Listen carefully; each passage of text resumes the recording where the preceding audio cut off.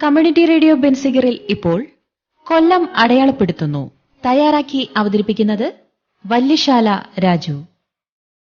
Eco tourism അഥവാ പരിസ്ഥിതി വിനോദസഞ്ചാരം ഇന്ത്യയിൽ ആദ്യം തുടങ്ങിയത് കൊല്ലത്താണെന്ന് അറിയാമോ? അതെ, ഇന്ത്യയിലെ ആദ്യത്തെ ആസൂത്രിത ഇക്കോ ടൂറിസം പ്രോജക്റ്റാണ് കൊല്ലം ജില്ലയിലെ തെന്മലയിലേത്. 1999 ആദ്യഘട്ട പ്രവർത്തനങ്ങൾ പൂർത്തിയായ തെന്മല ഇക്കോ ടൂറിസം പ്രോജക്റ്റിൽ 3 സോണുകളാണ് ഉള്ളത്. Adventure zone, leisure zone, cultural zone എന്നിവയാണ് അവ. കല്ലട ഡാം, തൂക്കുപാലം, ബോട്ടിംഗ്, ശില്പ ഉദ്യാനം, മരപ്പാലത്തിലൂടെയുള്ള നടത്തം, river crossing, cycling, butterfly park, musical dancing fountain, ഏറുമാടം, ട്രക്കിംഗ് എന്നിവയാണ് തെന്മലയിലെ പ്രധാന ആകർഷണങ്ങൾ. മുൻകൂട്ടി ബുക്ക് ചെയ്തു വേണം താമസ സൗകര്യം ഒരുക്കാൻ. തെന്മല ഇക്കോ ടൂറിസം പ്രൊമോഷൻ സൊസൈറ്റിയാണ് തെന്മല ഇക്കോ ടൂറിസം കേന്ദ്രത്തിലെ പ്രവർത്തനങ്ങൾ നടത്തുന്നത്. കൊല്ലത്ത് നിന്ന് പുനലൂരിലെത്തി അവിടെ നിന്ന് അരമണിക്കൂർ സഞ്ചരിച്ചാൽ തെന്മലയിൽ എത്താം.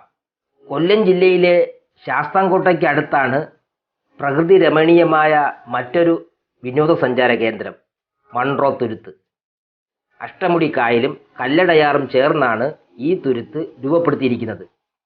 തെങ്ങിൻ തോപ്പുകളും കണ്ടൽ കാടുകളും നിറഞ്ഞ മൺട്രോ തുരുത്തിലേക്ക് നാടൻ വള്ളത്തിലുള്ള യാത്ര സഞ്ചാരികൾക്ക് ഏറെ പ്രിയങ്കരമാണ്. ഈ യാത്രയിൽ കയർ പിരിക്കലും മീൻപിടുത്തവുമൊക്കെ കണ്ട് നമുക്ക് ആസ്വദിക്കാം.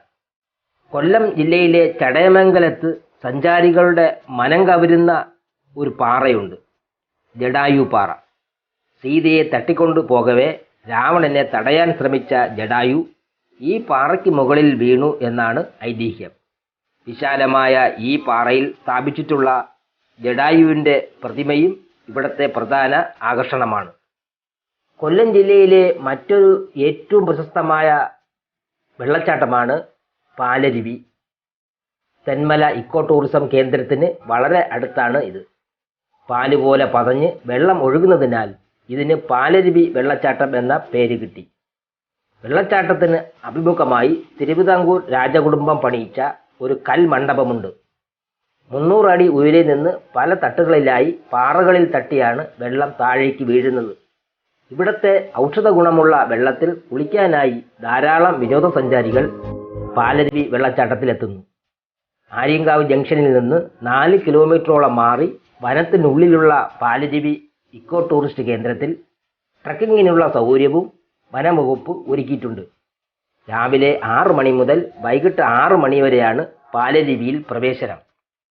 ഏത് ദിശയിലേക്കും ഒരു ചെറിയ ദൂരം സഞ്ചരിച്ചാൽ മതി, അപ്പോഴേക്കും കടലോ കായലോ കാടോ മലയോ നമ്മുടെ കൺമുന്നിലെത്തും. ചെറിയ ദൂരത്തിൽ വ്യത്യസ്തമായ ഇത്രയും ഭൂവിഭാഗങ്ങൾ കാണാനാവുന്ന സ്ഥലങ്ങൾ ലോകത്ത് തന്നെ വളരെ കുറച്ചേ ഉള്ളൂ. അതിലൊന്നാണ് നമ്മുടെ കേരളം. സൗന്ദര്യം നിറഞ്ഞു നിൽക്കുന്ന പ്രകൃതിയാണ് നമ്മുടെ നാട്ടിലുള്ളതെങ്കിലും ഇക്കോ ടൂറിസം എന്ന വലിയ സാധ്യതയെക്കുറിച്ച് നാം ആഴത്തിൽ മനസ്സിലാക്കാൻ തുടങ്ങിയത് 1990കളുടെ അവസാനത്തിലാണ്. ഭാവിയിൽ കേരളത്തിലെ വിനോദസഞ്ചാര വ്യവസായം ഏറ്റവും ശ്രദ്ധ പതിപ്പിക്കുന്ന മേഖല കൂടിയായിരിക്കും ഇക്കോ ടൂറിസം എന്നതിൽ ഏതൊരു സംശയവുമില്ല. അതിന് തുടക്കം കുറിച്ചത് കൊല്ലം ജില്ലയിൽ. കമ്മ്യൂണിറ്റി റേഡിയോ ബെൻസിഗറിൽ ഇതുവരെ കേട്ടത് കൊല്ലം അടയാളപ്പെടുത്തുന്നു. തയ്യാറാക്കി അവതരിപ്പിച്ചത് വല്യശാല രാജു.